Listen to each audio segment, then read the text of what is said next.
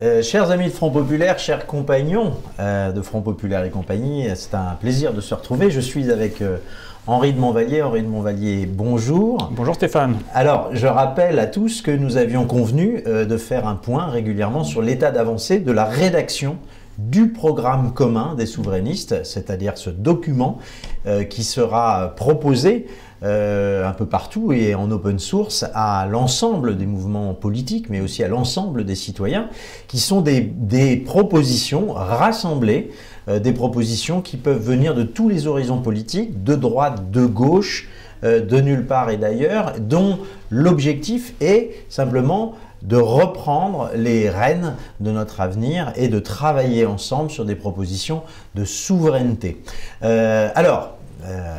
Henri, on a très envie de vous demander où est-ce que vous en êtes dans la rédaction de ce programme commun des souverainistes.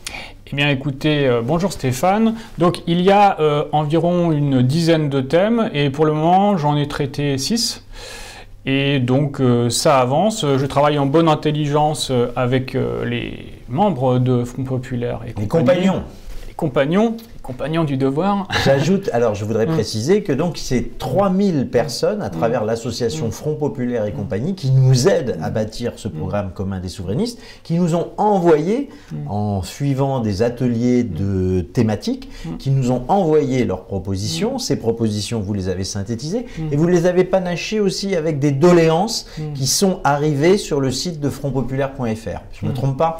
Alors, en fait, dans un premier temps, je suis parti d'un document de synthèse interne à Front Populaire ici, qui est déjà une première synthèse, et j'ai retravaillé et interrogé les compagnons sur les propositions de ce document pour reformuler, repréciser, et une fois que j'aurai traité l'ensemble de cette pré-synthèse, je me replongerai dans les doléances et je verrai comment je peux les ajouter pour ne pas qu'il y ait d'effet de redondance ou de répétition ou d'absence de cohérence. Donc mon premier travail, ça a d'abord été de reprendre ce premier document interne de synthèse de Front Populaire et compagnie et de le retravailler, parce qu'en quelque sorte, il y a déjà une synthèse, une sorte de première synthèse qui existe, donc je suis parti de ça comme premier document de travail. D'accord. Alors, on le dit à ceux qui découvrent cette initiative de Front Populaire et compagnie, qui est portée aussi et qui est soutenue par Front Populaire le média. Alors, je rappelle qu'il y a à peu près 3000 compagnons qui sont des membres de Front Populaire et compagnie qui travaillent à la rédaction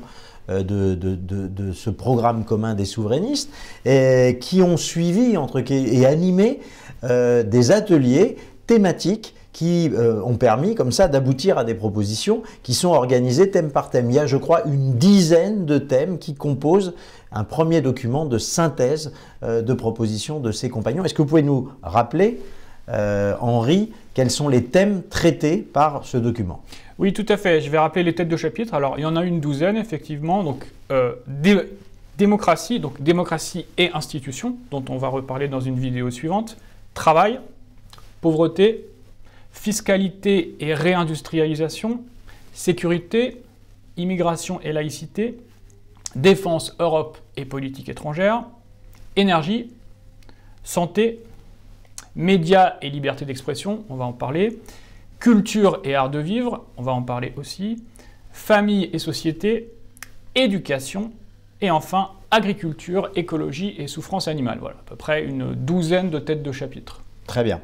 Alors, si vous en êtes d'accord, on ne va pas évidemment lire, égrener les propositions comme ça, ce serait très indigeste. Ça va être un document qui va être passionnant, mais qui est un document écrit. Donc on ne va pas en donner lecture, d'abord parce qu'on ne veut pas déflorer l'intégralité de ces propositions programmatiques. Mais ce qu'on peut faire aujourd'hui, c'est commencer peut-être par un premier thème qui est traité, qui est passionnant, ou deux thèmes, mettons, pour être dans une cohérence, peut-être faisons culture et médias. Et moi, je veux juste vous demander quelle est la proposition qui vous a en particulier intéressé ou surpris. Alors, on va commencer par la culture. Moi, je pense que la proposition la plus novatrice concernant la culture, eh bien, c'est la territorialisation de la compétence de la culture. Donc, clairement, c'est la fin du ministère de la Culture. Alors, je lis juste le petit paragraphe à ce sujet. Donc, développé par les assemblées territoriales, on en reparlera quand on parlera des institutions, le soft power par excellence de la culture française et notamment la francophonie, La culture deviendra une compétence locale et les fonds alloués devront assurer une diversité des produits culturels proposés au public. Le ministère de la Culture en lui-même a donc vocation à disparaître, sa légitimité, ses orientations politiques et son action sur le terrain laissant à désirer. Donc ça, c'est une question que j'ai posée aux compagnons, ils m'ont bien confirmé ce point.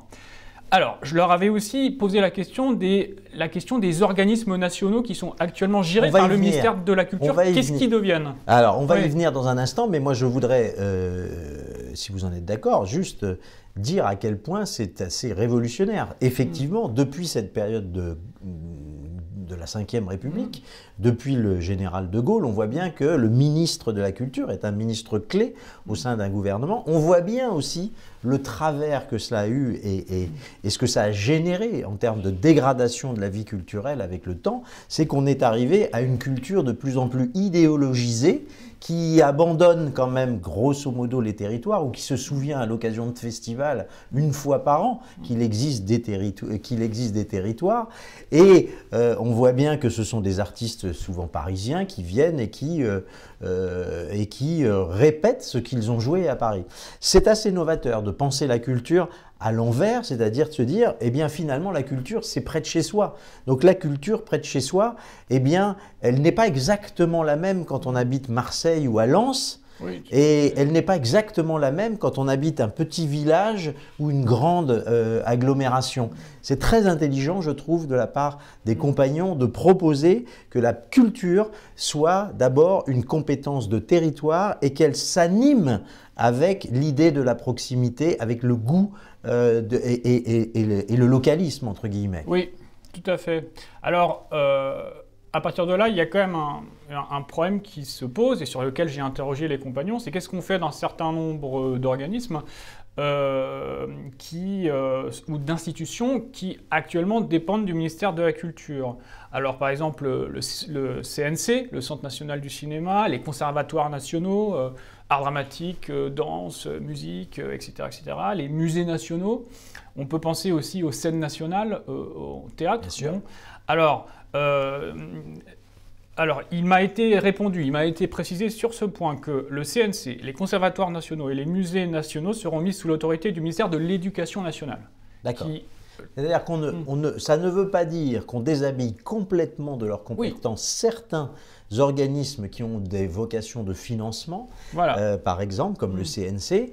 Et puis c'est vrai que le CNC travaille énormément avec le cinéma, avec la fiction qui est diffusée sur les chaînes de télévision. Donc il est normal, en quelque sorte, que cette vocation nationale, cette prérogative, elle existe encore. Simplement, elle est transférée d'un point de vue de compétences au ministère de l'Éducation nationale. De l'Éducation, voilà exactement. Alors je réfléchis en vous parlant que je n'ai pas demandé aux compagnons ce qu'il en était ce qu'on appelle en théâtre les scènes nationales. Ouais. Est-ce qu'elles vont par exemple passer sous une autorité territoriale ou est-ce qu'elles vont rester nationales en lien avec le ministère de l'Éducation? Voilà, eh bien, ce sera l'objet d'une clarification supplémentaire parce qu'encore une fois, je rappelle que nous sommes là pour faire un état d'avancée des travaux. Tout ça, ce sont des propositions. Au jour J, on prend le document tel qu'il est, tel qu'il vous est arrivé, sur lequel vous travaillez. Donc on voit que ce n'est pas évidemment totalement achevé et c'est entendu puisque ce document, encore une fois, ce programme commun des souverainistes, nous visons l'automne prochain pour sa publication. Alors, tout à fait. Alors peut-être juste un dernier point sur la question des salles de cinéma, puisqu'elles vont bientôt rouvrir. Il m'a été précisé que tous les autres organismes locaux, tels que les salles de cinéma, auront en revanche vocation à être soutenus par les assemblées territoriales. Voilà. D'accord. Ça c'est très important aussi. Et on voit bien que le maillage de notre territoire peut être repensé de façon girondine, c'est-à-dire de façon décentralisée, en respectant l'autonomie et les identités davantage, et c'est plutôt une bonne nouvelle. C'est d'ailleurs incroyable que jusqu'à présent, ce n'ait pas été aussi très précisément dit. Puisqu'on parle de culture, est-ce qu'on peut faire la passerelle sur un sujet moi, qui me préoccupe beaucoup, qui est les médias, d'une manière générale. Et d'abord, peut-être on peut parler de la presse et de la télévision, ou de l'audiovisuel public français. Peut-être commençons par la presse. Qu'est-ce que proposent les compagnons pour aller, j'imagine, vers davantage d'indépendance et de liberté de la presse? Alors, première proposition concernant la presse, bon, elle est assez radicale, c'est arrêter toutes les subventions d'État à la presse. Alors, je lis le petit paragraphe d'argumentaire. Pourquoi cette mesure? Comme en Allemagne, Espagne, Royaume-Uni ou en Suisse, donc effectivement, il y en a pas mal d'autres qui le font, l'État arrêtera de subventionner sa presse écrite pour 3 raisons. Petit A, la très grande majorité des quotidiens et hebdomadaires français appartient désormais, on le sait, à quelques milliardaires qui n'ont pas besoin de l'argent du contribuable pour vivre. Bon, effectivement, ça semble une évidence. Deuxième raison, petit b, l'idée du maintien de la pluralité d'opinion dans la presse, qui est souvent l'excuse de ces subventions, ne constitue en aucune façon un argument. En effet, la plupart des propriétaires de ces médias sont proches des politiques et des gouvernants. Troisième idée, à l'heure d'Internet et des nouveaux médias alternatifs, financer la presse écrite revient à jeter de l'argent dans un puissant fond. Donc, l'économie produite par cette mesure serait comprise entre 700 millions et 1,2 milliard d'euros. Voilà ce qu'il en est pour la presse. C'est évidemment tout à fait révolutionnaire, mais je dois dire que moi, en tant que professionnel des médias, j'y trouve mon compte quelque part. Je pense que le premier devoir d'un média, c'est d'être vu, d'être lu, et qu'aujourd'hui, la situation de la presse écrite, qui est une situation catastrophique, elle vient beaucoup de cette idée de financer de l'idéologie qui ne trouve plus preneur. On le voit bien dans les journaux comme Libération, Le Nouvel Observateur, Le Monde. Ce sont des journaux qui sont portés à bout de bras par les finances publiques, et on voit bien qu'ils n'ont pas du tout coupé les ponts avec les gouvernements qui se sont succédés depuis 30 ans. Au contraire, ce sont quand même des journalistes et des journaux qui traitent toujours de la même façon l'actualité. Ce sont des journaux qui en plus diabolisent les initiatives qui ne leur plaisent pas. Donc on voit bien qu'ils ont un rôle, pour reprendre Bourdieu, de chien de garde du système. C'est vrai que c'est assez dérangeant que ça fonctionne ainsi. Alors, moi je trouve que oui, cette idée d'arrêter les aides à la distribution, d'arrêter les aides au pluralisme, d'arrêter les aides à la distribution, bref, d'arrêter de cette collection d'aides qui devient un véritable millefeuille d'aides publiques qui pèsent lourd finalement sur les finances publiques, c'est plutôt une bonne chose. Oui, tout à fait, et c'est vrai qu'il y a assez peu de journaux aujourd'hui qui vivent entièrement de leurs lecteurs. Hein. Et sans publicité. Si je m'autorise une petite observation, Front Populaire et frontpopulaire.fr vit du désir de ses lecteurs de lire les analyses, les contributions des uns et des autres. Et c'est vous, et je remercie d'ailleurs, j'en profite, tous ceux qui sont abonnés et qui nous achètent, c'est vous qui permettez l'aventure de Front Populaire, qui est une aventure généreuse puisqu'elle est tournée vers ses lecteurs et elle ne donne pas dans l'entre-soi. On n'est pas là pour être dans l'entre-soi et dans l'autosatisfaction et les dîners de copinage. On n'est pas dans cette culture-là à frontpopulaire.fr ou Front Populaire, la revue que l'on dirige avec Michel. Alors, merci beaucoup pour ces précisions. Qu'est-ce qu'il en est sur l'audiovisuel public? Est-ce qu'il y a des mesures qui vous ont intéressé sur l'audiovisuel? Oui, alors sur l'audiovisuel, un domaine qui vous est cher, Stéphane, là effectivement il y a une proposition de réforme et aussi peut-être une proposition de renommée. Alors je lis la proposition et le petit commentaire, la justification qui va avec. Renommer la redevance audiovisuelle, redevance culturelle. Alors pourquoi? On va voir après. Et réformer en profondeur l'audiovisuel français et le groupe France Télévisions. France Télévisions a un budget de 3... Et Radio France peut-être aussi? Ah oui, alors Radio oui. France. Donc l'audiovisuel public français a un budget d'environ 3,2 milliards d'euros par an. Et bon, alors la redevance est après répartie entre les différentes chaînes. Bon, je n'entre pas dans le détail. Et ça inclut aussi l'INA, l'Institut national de l'audiovisuel. Les compagnons citent un rapport récent de la Cour des comptes sur la façon dont le comité d'entreprise de France Télévisions a été épinglé pour ce qui a été indiqué comme un peu par un euphémisme, comme une erreur de gestion. Bon, façon de dire que l'argent public dans l'audiovisuel n'est pas très bien géré, donc même la Cour des comptes le dit.